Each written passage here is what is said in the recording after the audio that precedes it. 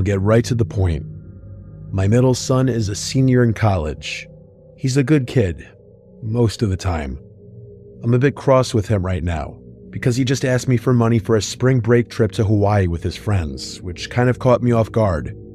Like I said, he's a good kid, and I want him to enjoy himself, but something about the way he asked rubbed me the wrong way. His mother's been struggling with her mental health lately, and it would have meant a lot to her to have him around, but I guess he's more preoccupied with getting wasted on a beach with his frat brothers. I can't even say I blame him for it.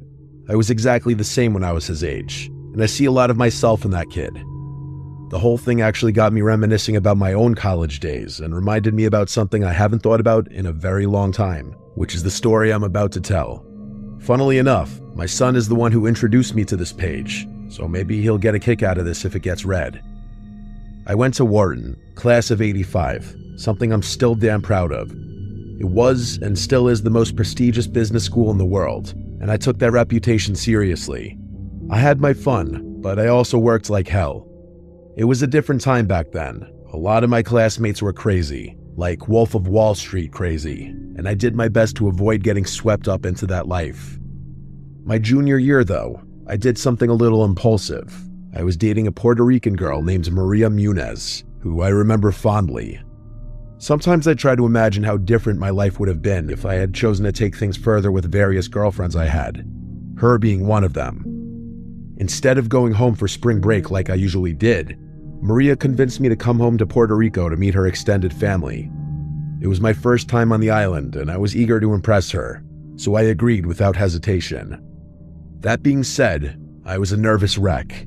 I didn't want to mess anything up, and Maria often joked about how open Puerto Rican families were, so I was aware that they already knew a lot about me.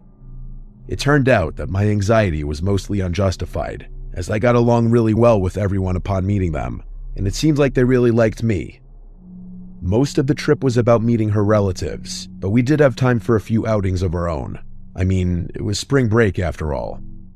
One of those outings was a hike through El Janqué, which, fun fact, is the only tropical rainforest in the US National Forest System. Neither of us had a car, obviously, so Maria's mother drove us and dropped us off at one of the most popular trailheads. The two of us were pretty devious, so we definitely took advantage of the fact that neither of us had to drive. The plan was to hike, enjoy the scenery, and sneak a little rum we'd packed. Everything was lining up to be perfect, but we quickly realized there was a big problem. The trail we were most excited about was closed. I don't remember why, flooding, maintenance, something like that, but all I remember was that Maria was really upset. I tried to calm her down and told her we could just hike one of the many other trails the forest had to offer. She wasn't budging though, and told me that the trail we planned on hiking was like the premier trail, and the other ones didn't even come close. How one hiking trail could be astronomically better than the other, I really couldn't tell you. She was adamant though, and I had long since learned the dangers of arguing with her over something like this. So I asked her what she wanted to do instead, and she told me we should just hike the closed trail anyway. Like I said, I was kind of rebellious back then, and so was she. So when she proposed that idea, I was on board. We'd come all this way, and now some rule was going to stop us? No chance. She gave me a look, and that was all it took. We made sure there was no one around, slipped past the barriers, and started up the trail, laughing like a couple of idiots. At first, it was exactly what we wanted. Better even. It felt like we had the whole forest to ourselves, which was especially awesome given how popular this trail would have been otherwise. Imagine visiting a world-famous natural site, except you're the only one there. That kind of exclusivity is impossible to come by. Anyway, we hiked for a decent while, passing little waterfalls and admiring the beauty of the forest. And yes, we were also drinking. Not excessively, but just enough to feel a good buzz. It was really fun, I have to be honest. But then, out of nowhere, Maria screamed and jumped back, almost knocking me over. That instantly put me on high alert, although I didn't know what had scared her. I looked around frantically until I saw it. A little further down the path was what looked like a freshly decapitated mongoose. Let me repeat that, it was a mongoose. A big one too, and its head looked like it was completely missing. I told Maria to stay where she was and approached the carcass by myself, hoping it was maybe a stuffed animal or something. It wasn't. I inspected it without getting too close and confirmed what I initially thought. Its head was cleanly sliced off. The cut was too precise for it to have been anything other than a knife wound, which was downright disturbing. The worst part, though, was that the body hadn't started smelling yet, meaning it probably hadn't been there for very long. Maria was shaking. I was mostly shocked by it. I tried to reassure her by saying something dumb like how crime in a national forest was unlikely, even though I couldn't explain it myself. I put my arm around her and ushered her past the body, trying to block it from the line of sight. All I could think about in that moment was putting some serious distance between us and that poor lifeless creature. We walked in silence for a while, and even though we distanced ourselves from the mongoose, I could tell the moment was gone. The adrenaline rush had worn off my buzz and erased my good mood. As bad as I felt, though, I could tell that Maria was significantly more shaken, and I couldn't imagine that she was even enjoying herself in the slightest. She said that she wanted to stick to our original plan of hiking the whole trail to the other side, but it was obvious that she didn't want to be in that forest anymore, and I couldn't blame her. As we were walking, I couldn't help but rack my brain trying to figure out what we had stumbled upon. It didn't make any sense. I wasn't aware of the hunting laws there, but I couldn't imagine that hunting in a national forest so close to a pedestrian trail could be legal. And yet, that was the only explanation I could think of.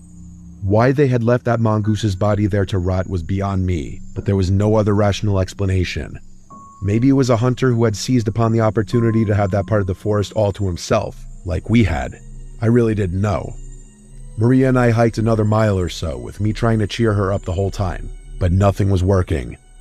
Eventually, she admitted that she wasn't feeling well and wanted to turn back. I didn't argue, although I was definitely dreading having to walk past that spot again, mostly because I wasn't sure how it was going to affect her, and I just wanted her to feel comfortable. We retraced our steps, and I could tell we were closing in on the spot where the mongoose had been. I told Maria to keep her head down so she wouldn't see, and she did. I braced myself as we turned the final bend, but when the spot came into view, the mongoose was no longer there. Someone had moved it.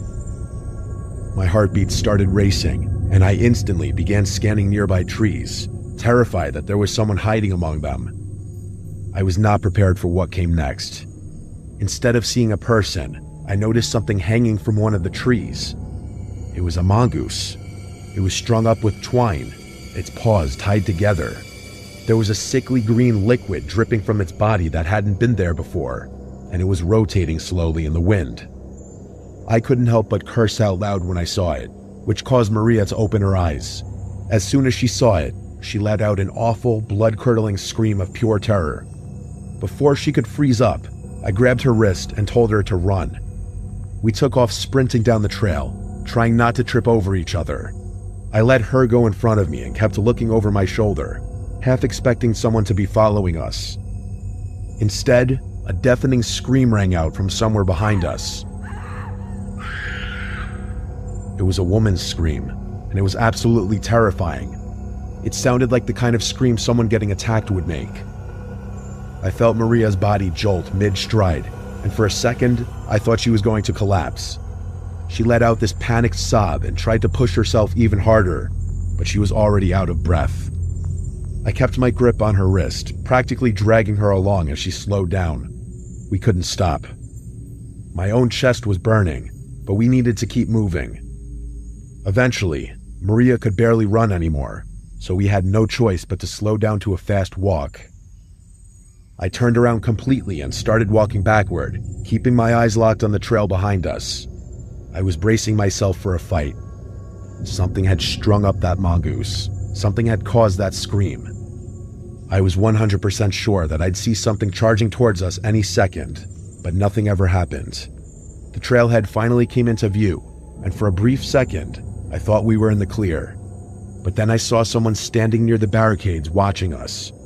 It was a park worker with his arms crossed, clearly pissed off.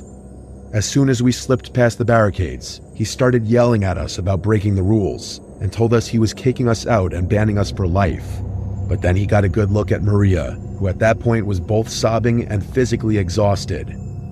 I told the guy everything, not leaving a single detail out. He took it really seriously.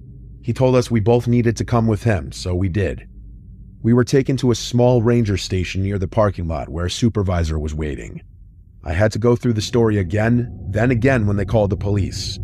Maria didn't say a word. Eventually, her mother arrived and we left, still shaken. I never heard anything about what the authorities found, or if they even bothered investigating. I'm sure Maria's family might have heard something, but we broke up the following summer, and we fell out of contact after that, so I really wouldn't know.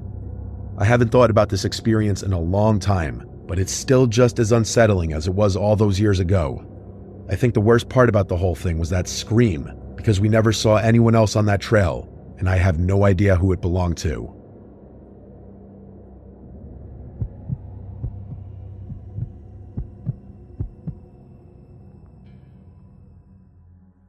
I'd consider myself a pretty laid-back guy. I'd say the same about most of my friends. This happened last year, so I'll get right into it. Spring break was supposed to be just me and my friends Jackson, Ariel, and Isabel camping on a secluded beach in Alabama. No crowds, just stars and waves. We got there late, later than we planned. We parked in the closest lot and began walking toward the beach. The place was dead quiet. No other campers, no fishermen, nothing but empty sand stretching for miles. According to Isabel, who was familiar with the area, locals sometimes use that part of the beach for overnight fishing, but that night it was empty. It wasn't fully dark out yet, but the sun had started setting, so we'd need to set up camp quickly. Jackson and I began pitching the tents. Since I had driven, I had brought my dog Bean with me. He was a Doberman who loved the sand, so we all got a kick out of watching him run and roll around. At one point, Ariel pointed out a car in the distance, saying it had driven by twice already. I turned. An old, beat-up looking SUV slowly rolled past on the narrow access road that ran parallel to the dunes. The access road was a little more than a strip of packed sand, just wide enough for one car. On one side was the beach where we were, and the other side was a line of shrubs. You couldn't really see the main roads from where we were. The car drove by and ultimately disappeared down the road. The four of us shrugged it off and went back to setting up, and by the time we finished, we decided to crack a few beers and chop it up in a circle. The girls drank seltzers instead of beer, which we made fun of them for. It was almost fully dark at that point. I can't remember who noticed it first, but that car that had driven by was back again. Only this time, it stopped when it was parallel to us. The driver's door opened and a man got out. I could tell it was a man because he was really tall, although I couldn't make out any features of his face. He began walking towards us, and the girls got nervous. Jackson and I told them not to worry, and we got up to go intercept the man before he could reach our campsite. Bean was already on high alert, so I told him to come with us. As we got closer, I started to notice that he was walking oddly. There was this slight limp in his walk, and he almost stumbled a few times. When we got close enough, Jackson said, "How's it going, man?" trying to keep things light. The guy didn't waste any time. He immediately said, "You're on my property." He slurred his words a bit, and I figured he was a little drunk. I told him we thought the beach was public land. Keep in mind, it was really unlikely that some dude owned the beach. There were no private signs anyway. After I said that, the guy didn't answer. Instead, he pulled out a knife. Bean started growling in response to the man's body language, which honestly should have scared the guy off given how scary Dobermans look. But he didn't budge. Instead, he started running towards us with his knife outstretched. Bean charged at him and jumped to attack his arm that was holding the knife, causing him to fall to the ground. I yelled no at the top of my lungs as I didn't want my dog to get stabbed, but Bean somehow got the dude to drop the knife. The man screamed in pain as Bean bit his arm. I whistled for him to get off, and he listened to me. He ran back to my side, but kept his eyes on the guy who was now writhing in pain on the ground. Eventually, the guy got up and started running back towards his car. Jackson and I ran back to the girls, telling them everything. By the time we finished, that SUV had driven off. The girls wanted to pack up and carry everything back to the car, but there was a part of me that was nervous about that plan. That guy was unhinged. There was no telling what he'd do, and I wasn't keen on walking in darkness with my hands full. Isabel made a good point though, saying that he might return with a gun or something. I told Ariel to call the police and tell them where we were and what happened. Once the police were close by, the four of us started walking towards the parking lot with our stuff. Bean was on high alert, and I have to admit the only reason I felt even remotely safe was because of him. I noticed lights up ahead near my car, and I was relieved. The officer stepped out to take our statements, and I was not ready for what happened next. He quickly pointed out my car's tires were slashed, and I was horrified to find out they were. The officer unholstered his weapon and told me to unlock the car, which I did. He opened my trunk, but thank God it was a false alarm. The officer was nice enough to help me with my tire situation. Thank God we brought Bean with us that night. That guy was probably a drunken lunatic. It could have probably been a quadruple murder if he had gotten his way. Finding a nice secluded place to hang out is definitely an awesome time, but it obviously comes with its risks.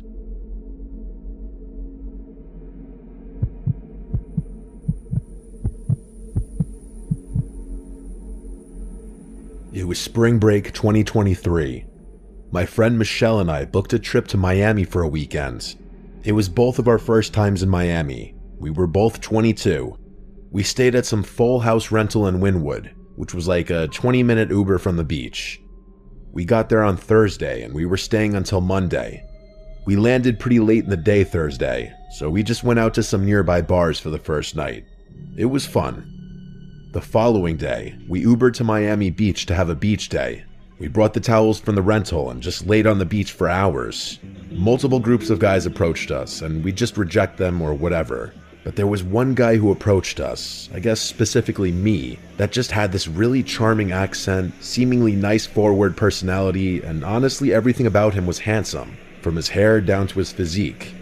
He introduced himself as Will. He asked what our plans for the night were and asked for my number. And honestly, I gave it to him. Then he was off on his way down the beach. He didn't seem to be with anyone. We watched to see if he'd stop and try to get more numbers, but he didn't. He was just walking away looking at his phone, and eventually walked off the beach in the direction of the street. Michelle was a little jealous that he showed me more attention, I could tell. Later that day, after the beach and some bars, we left Miami Beach because it was a little too crazy for us. Definitely because it was spring break, but it was just a bit much. We returned to the rental with some drinks and snacks from a nearby store. We drank in the backyard by the pool, listening to music on Michelle's speaker while we plotted our night. It was around this time I shot Will a text asking what he was doing for the night. He responded very quickly, saying he and his friend didn't have plans yet, and then he suggested the four of us go out by us in Wynwood. Michelle jokingly asked if the friend was cute, but I wasn't going to ask that. We made a plan for Will and his friend to come pregame with us at the rental. So they came around 8. The friend's name was Ken, and he was surprisingly good looking as well. I could tell Michelle was pleasantly surprised. They brought their own drinks and left them on the counter in the kitchen, and we drank in the yard for like an hour. They seemed very normal. All seemed like it was going well. We eventually walked to a nearby bar. It was also in Wynwood. I have to admit, Michelle and I were already drunk, and Ken and Will kept buying rounds of shots. Things became a blur pretty quickly. I wouldn't say I blacked out, but bits and pieces of my memory became foggy at that point. Eventually, Michelle and Ken went to another side of the bar, presumably to hook up, so I was alone with Will for quite some time. Eventually, I had to go to the bathroom, but before I left, I remember him calling out, "What do I want for my next drink?" I replied back, "A tequila soda." When I came back out from the bathroom, I couldn't believe what I was seeing. Will was like hovering over the corner of the bar, clearly doing something sketchy. I walked a certain direction to get a better angle, and I saw he had the 2 drinks in front of him, but he was hovered over them as if he were doing something to my drink. I may have been drunk, but that was enough for my intuition to tell me to leave. I walked away without him noticing to the other side of the bar, looking for Michelle, but she and Ken were gone apparently. So I rushed out of the bar and tried calling her a bunch of times, but she never picked up. Around this time, Will texted me asking where I went. I ignored it. I texted Michelle a bunch of times, asking what happened, where is she? And then I eventually dropped the bomb that I think Will was trying to roofie me and that we should get away from these guys. I started walking back to the Airbnb. This was when Michelle texted back, asking, "Why do you think he was roofieing you?"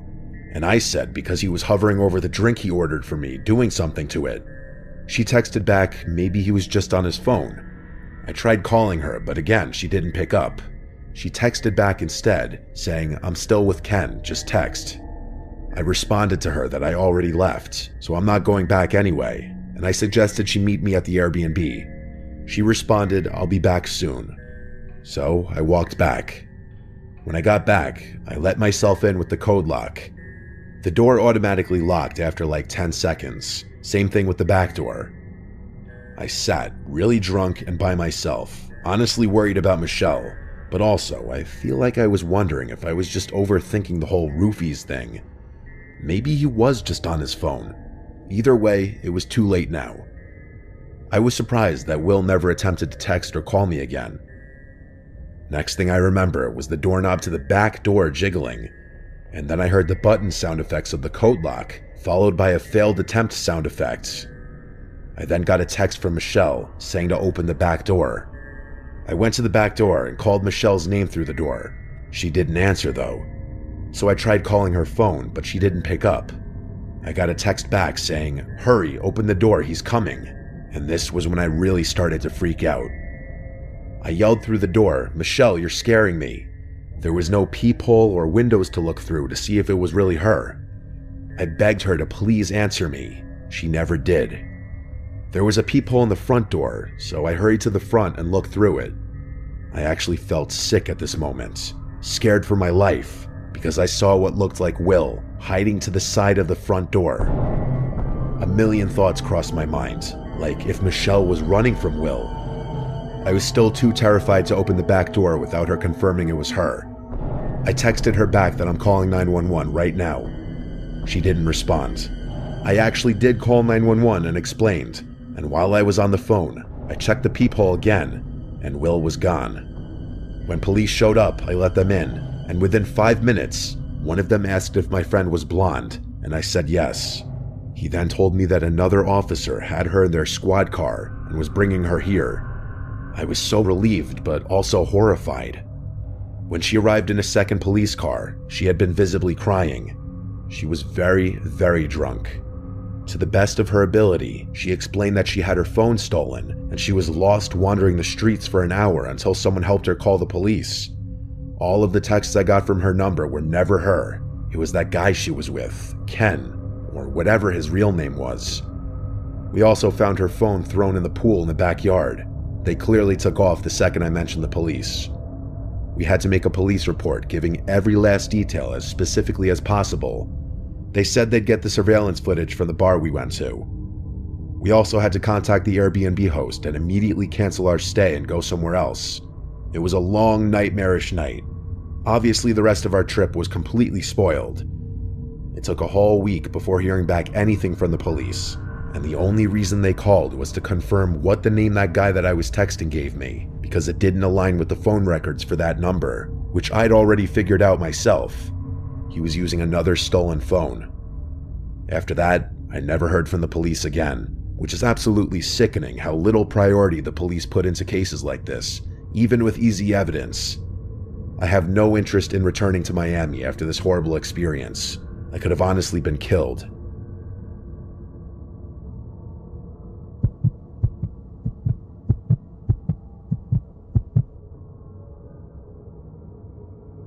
My name is Anna. My friend Lena and I had been looking forward to spring break for weeks.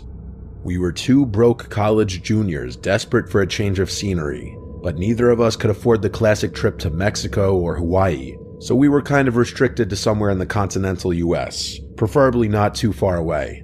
So when we found a cheap Airbnb near Charleston's historic district, we booked it immediately. 5 nights of food, bars, and exploring. It felt like exactly what we needed. Plus, it was my first spring break above the age of 21, so I wouldn't have to constantly stress about which places were likely to snatch my fake ID. By the 3rd night, we'd settled into a routine. Sightseeing during the day, hopping between restaurants and bars in the evening. I'm not a heavy drinker, and neither is Lena, so we were getting more enjoyment out of just experiencing what the city had to offer.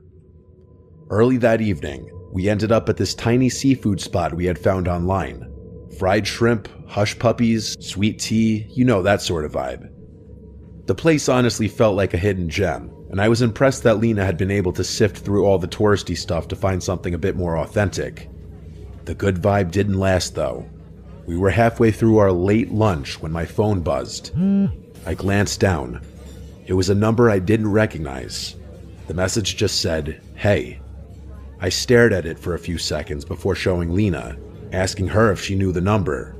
She looked at my phone and said she didn't. I figured it was just a scam or something, but usually those scam texts say more than just "hey." Maybe it was a wrong number. I typed back a quick "who is this?" and went back to eating. Lena and I were laughing about something silly when another text from that same number popped up on my phone. It said, "Look outside." That one made me pause. I glanced toward the window next to our table, expecting to see someone waving or messing with me. Maybe one of my friends from school had coincidentally taken a trip to Charleston at the same time we had. But there was nothing, just the street with people walking by like normal. I told Lena someone was messing with me, and she agreed, saying it was probably just a prank. I laughed, but the thought of that really creeped me out.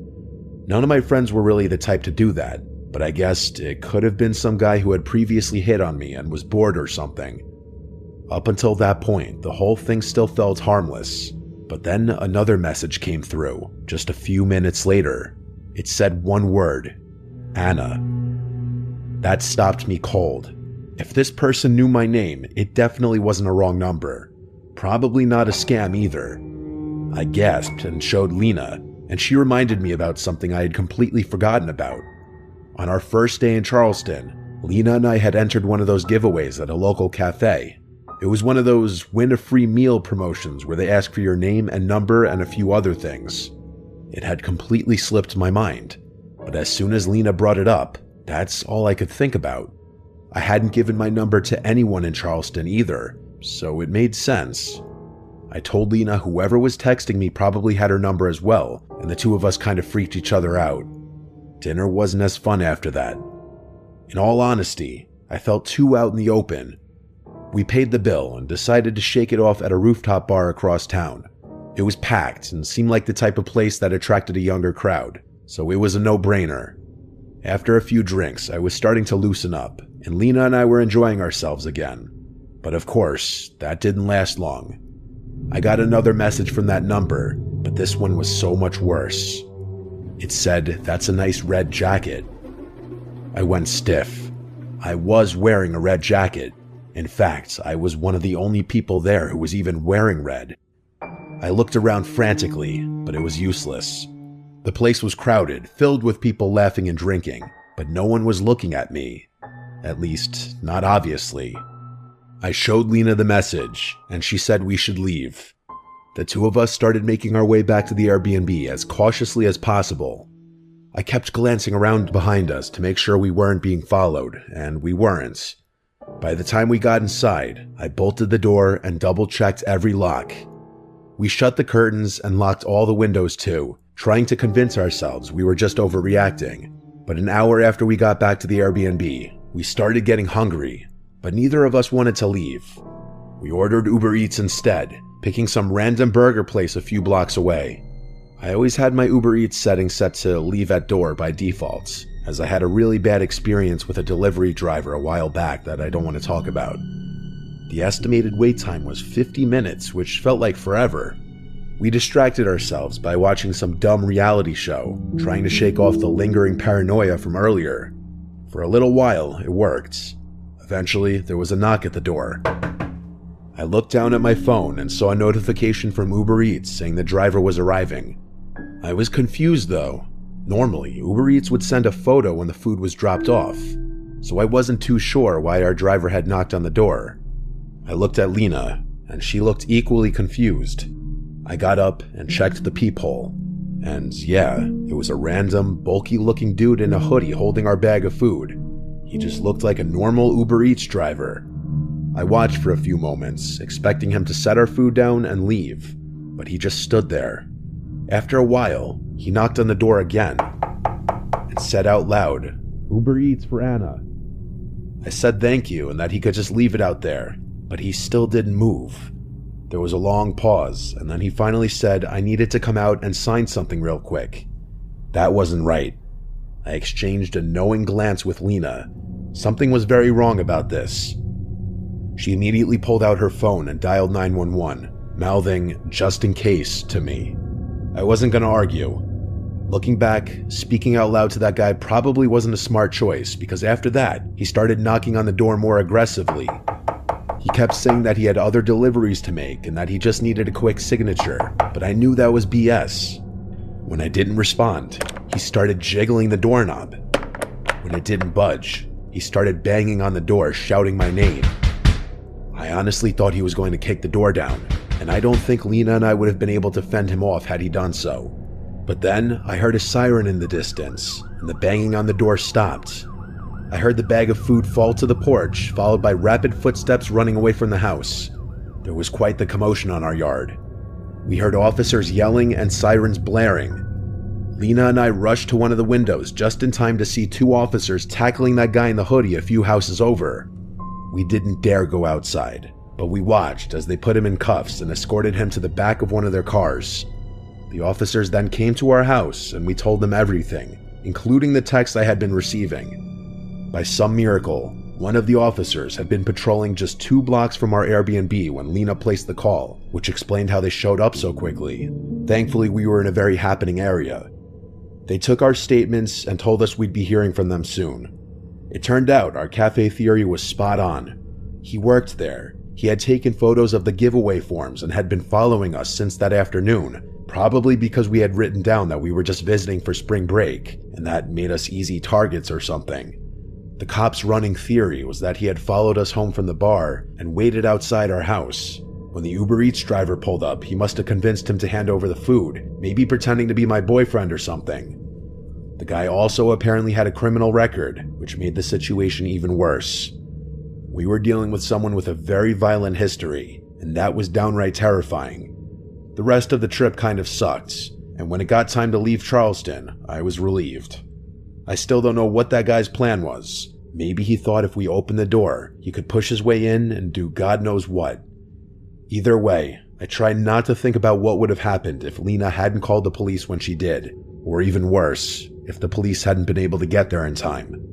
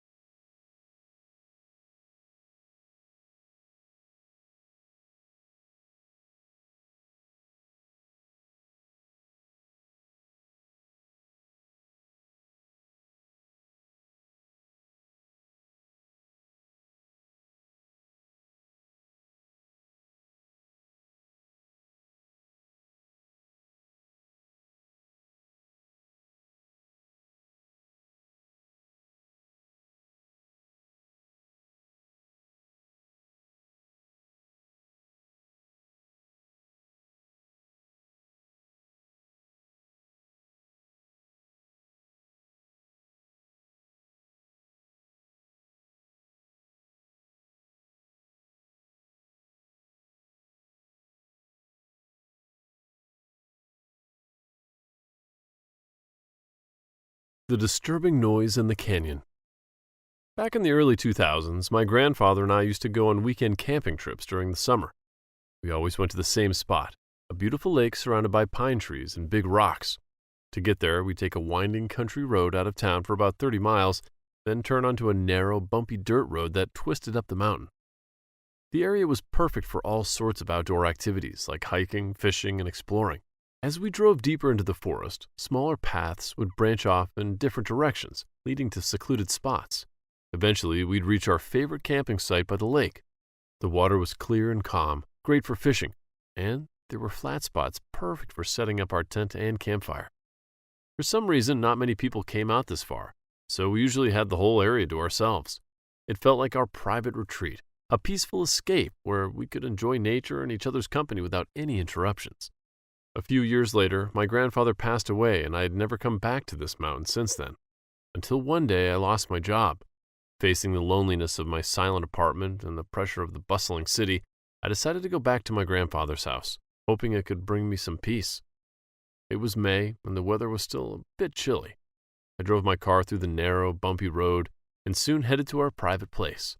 Everything seemed unchanged, and I could feel my childhood memories flooding back. I set up my camp, doing what my grandfather and I always had done. The lake was calm, with the occasional ripple from a jumping fish. I found a flat rock on the shore, perfect for fishing, and settled down with my rod. You know the best part about fishing? You can let your mind wander while waiting for a bite. It's pretty funny and relaxing.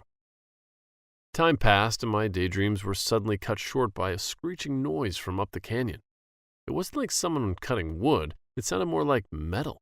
I listened carefully, wondering what could be making that sound.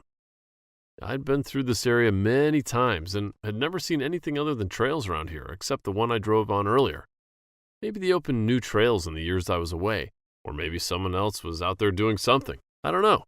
But the noise was consistent and so annoying that I had to stop fishing and head back to my tent. About 15 minutes later, the screeching noise stopped, but it left my mind feeling a bit uneasy. Sitting by the tent, I told myself that I was just too sensitive. I needed to shake off this uneasy feeling and focus on building up a fire before the night came. I set up the logs and struck a match to get it going. The flames crackled and danced, providing a comforting warmth against the chilly evening air. I prepared my dinner with some sausages and a can of beans I had brought along, cooking them over the open fire until they were perfectly grilled. Once my meal was ready, I sat back and enjoyed the simple fare with a couple of beers in hand. The sounds of the crackling fire, crickets chirping, and the gentle splash of fish in the lake created a peaceful symphony. It was exactly the kind of tranquility I had been craving. After a while, the combination made me feel pleasantly drowsy. I crawled into my tent and soon drifted off to sleep. But then, amidst the silence of the air, that screeching noise started again. I shot up and unzipped the door, peering out toward the canyon. I saw flashlights slicing through the dense forest, and that annoying sound kept piercing the night. What the hell is going on? I muttered to myself, knowing something was definitely off. I stepped out of my tent, my flashlight shaking in my hand as I watched the distant beam disappear into the darkness, the screeching noise fading away. I stood there for what felt like hours, wondering if it was safe to check it out. The cold night air made my skin crawl, and the silence of the forest was almost deafening. Finally, I decided to go for it. My heart was pounding as I walked toward the canyon. The path was rough, but I kept going. My flashlight cut through the darkness until it hit something square and sharp. The rancid smell hit me like a wall, making me gag. Covering my nose, I edged closer. It was a large kennel, its bars stained with dark, congealed blood. The sight alone was horrifying, but what lay beside it was even worse. A headless black bear, its body twisted grotesquely with blood pooling around it. Panic surged through me, and adrenaline took over. I turned and sprinted back to my tent, my breaths coming in ragged gasps. I had to get out of there fast. My mind was a whirlwind of fear and confusion as I hastily packed my belongings. The nightmarish image of the bear burned into my memory. I jumped into my car and roared away from the campsite. The headlights cut through the darkness as I sped down the narrow, bumpy road. When I finally reached the main road, I pulled over and dialed 911 and reported the horrifying scene. The police arrived quickly, and I led them back to the campsite, my mind still reeling. They assured me that they'd handle everything, but I was overwhelmed with fear and confusion. I left them to their investigation and drove straight to my grandfather's house, locking myself inside. Once there, I rushed right into the restroom and puked. The image of the headless bear played over and over in my mind, making my stomach churn. The peaceful memories of camping with my grandfather had just been forever tainted by this nightmarish experience. As sad as it was to admit, I knew I'd never return to that place again. The Strange Fellow Hiker.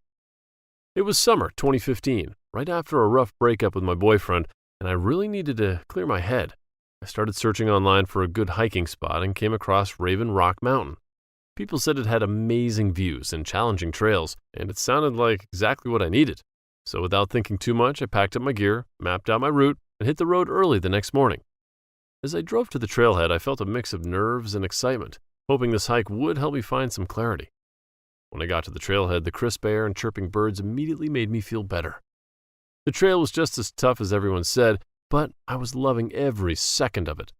As I hiked, I noticed other people here and there, some solo like me, and others in groups, chatting and enjoying the day. Seeing other hikers around made the whole experience even better. About an hour into my hike, I reached a steep, rocky section that looked tricky. As I was figuring out how to tackle it, a voice called out from behind, offering help. I turned around to see a guy in his late 30s with a friendly face and some well-worn hiking gear. He looked experienced but approachable. He introduced himself as Tom and mentioned he was a local who hiked Raven Rock often. We got through the rocky section together, and as we continued hiking, he asked about my plans. I told him I was hoping to reach the campsite by evening, spend the night, and then head back to the peak early the next morning. Tom seemed really into my plan. He started sharing tips about the trail and even pointing out the best spots for views. His enthusiasm caught me off guard, but I just thought he was being friendly. We kept chatting about all sorts of things, and honestly, I started thinking he was kind of cute. By then, I was happy to have his company. When we were about halfway to the campsite, I started feeling tired. After a quick break, Tom suggested a shortcut that we said could save us a couple of hours.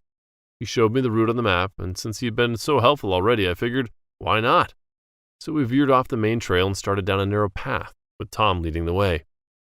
It was quieter, and we didn't see any other hikers, which made me feel more adventurous.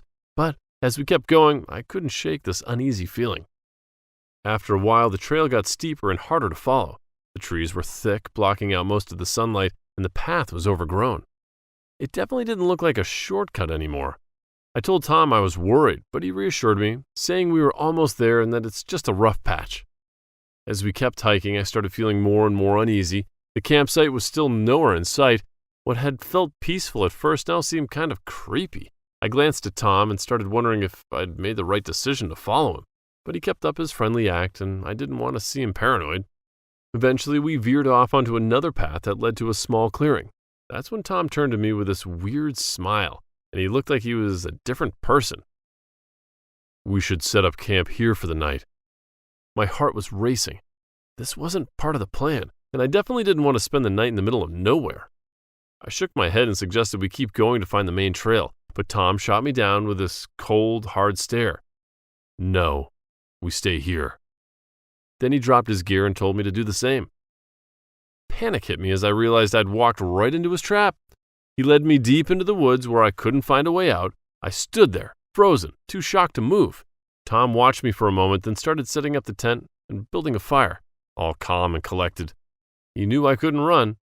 I stood there for what felt like forever, just watching him. My mind was racing, trying to figure out a way to escape.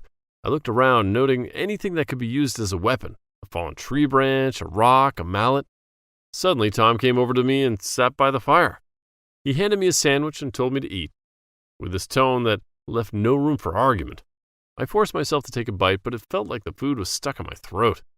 I was so scared I could barely swallow. I tried not to cry, but couldn't hold back a sniffle. Tom noticed, and before I could react, he placed a hand on my shoulder, patting it like he was trying to comfort me. But it just made me even more terrified. He smirked, then turned away, casually lit a cigarette. I glanced at him, then at the fire, and suddenly an idea hit me. I took a deep breath, trying to steady my shaking hands. Without warning, I grabbed a burning piece of wood from the fire and slammed it into Tom's face. He screamed in pain, but I didn't stop. I kept pressing the hot wood against him until he cried out. Then I grabbed the mallet and ran straight into the woods. The forest was dark, and it was hard to see, but I didn't dare slow down. I just kept running, not knowing where I was going, until I tripped over a tree root and fell. My head hit a rock, and everything went black. When I woke up, I was in a hospital bed, the bright lights making me squint. My whole body hurt and my head was pounding. A nurse noticed that I was awake and quickly came over to check on me. She said a ranger had found me unconscious in the woods and brought me here. A few minutes later, a police officer came in and I told him everything. As I lay there in the hospital bed, I couldn't stop thinking about how easily I'd been fooled by Tom's fake kindness. I was lucky to be found and saved, but I had to admit, hiking alone isn't as simple as it seems, and not everyone you meet on the trail is who they appear to be. The Forgotten Tribe at Blackwood Forest. So, we had just wrapped up our semester, and honestly, we were all completely burnt out from exams and school stress. You know how it is. We just needed to get away, like really get away from everything. So, one night, we were all hanging out, throwing around ideas for what to do, and someone was like, "Why don't we go camping?" It sounded perfect. Just us, nature, and no responsibilities for a few days. We started looking online for a spot that wasn't your typical crowded campsite because we wanted something more secluded, more chill. That's when we found Blackwood Forest. None of us had ever heard of it before, which made it even better. The pictures made it look amazing. Super quiet, lots of trees, a big lake, and not a single person around. We were all in. It seemed like the perfect place to just kick back, relax, and maybe have a little adventure on the side. When the day arrived, we were all excited about the trip. Starting early in the morning, we finally got to Blackwood Forest around noon, and while it was just as beautiful as we had imagined, finding the exact spot we'd seen online wasn't as easy as we thought. The pictures made it look so straightforward, like you could just drive up and be there. But, of course, reality had other plans. The trails were more rugged than we expected, and the deeper we went into the forest, the more we realized how isolated this place really was. We had to stop a few times to check the map and argue about whether we were going the right way. There were a few moments where we weren't even sure we'd find the spot at all. But after a bit of backtracking and some creative navigating, we finally stumbled upon that perfect spot by the stream, just like in the photos. Only now, it felt like a well-earned reward. We were all a little tired and slightly annoyed from the detour, but as soon as we saw the stream glistening in the sunlight, all the frustration just melted away. We were here. We had made it, and despite the tricky trek, it was totally worth it. We set up our tents, got the campfire ready, and started to settle in, finally feeling that sense of peace we'd been craving. The hard part was over, or so we thought. Just as we were getting comfortable and settling into our spot, something weird happened. Out of nowhere, this couple appeared, like they just materialized from the trees. They looked like locals, rough clothes, weathered faces, but there was something seriously off about them. They didn't say anything at first, just stood there at the edge of our campsite, watching us. We tried to be friendly, give them a nod or a wave, but they didn't respond. It was like they didn't even see us, but at the same time, they were staring right through us. After what felt like an eternity of awkward silence, the man started muttering something under his breath in a language none of us recognized. The woman just stared at the ground and not saying a word. The whole thing was unsettling, to say the least. We couldn't understand what they were saying, but the vibe was clear. They didn't want us there. One of my friends tried to break the tension, asking if everything was okay, but they just ignored him and kept muttering. Finally, the couple turned around and slowly walked back into the woods, disappearing as suddenly as they had appeared. As soon as they were gone, we all looked at each other, trying to make sense of what just happened. The whole thing felt wrong. There was no way we were going to stick around in that spot after that. It wasn't just a weird encounter, but the feeling that lingered afterward, a heavy, oppressive sensation like we were trespassing somewhere we didn't belong. So we packed up our stuff again, even though we were all exhausted, and decided to find another spot. No one said much as we hiked deeper into the forest. We just wanted to get away from whatever that was. We hiked for what felt like hours, pushing further into the woods than we had originally planned. The trees seemed to grow denser, and the light was fading fast. Just when we were starting to lose hope of finding a new spot before dark, we stumbled upon a secluded area near the edge of a canyon. From where we stood, we could see a vast lake down below. Its surface almost perfectly still, reflecting the darkening sky. We quickly set up camp again, working together as the sun dipped below the horizon. A light rain started to fall, just enough to force us inside our tents, but we didn't mind. We were exhausted, both physically and mentally, and all we wanted was to get some rest. But in the middle of the night, we were all jolted awake by this weird noise. At first, I thought it was just the wind or maybe some animals nearby, but then it became clear. There were voices, low murmuring voices, like a group of people whispering just outside our tents. I nudged my friends, and before long, we were all wide awake, straining to hear through the rain. The voices seemed to be coming from down by the lake, getting louder and closer. Curiosity got the best of us, so we carefully unzipped the tent and stepped out into the night. What we saw made our blood run cold. Down by the edge of the lake, there was a group of figures dressed in strange, old-fashioned clothes. They were carrying torches, and their faces were obscured by hoods. The murmuring wasn't in any language we recognized. It was more like a chant, rhythmic and eerie. We stood there, frozen in place, trying to process what we were seeing.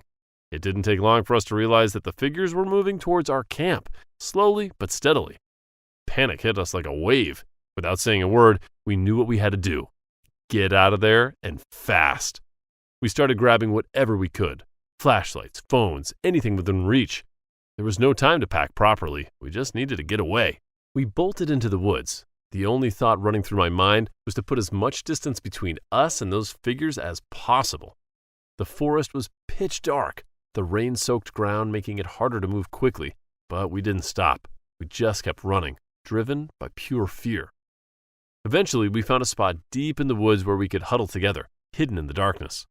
None of us dared to speak, our breaths heavy in panic.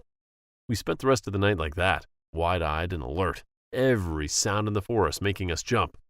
It felt like an eternity before the first light of dawn finally broke, offering us a small sense of relief.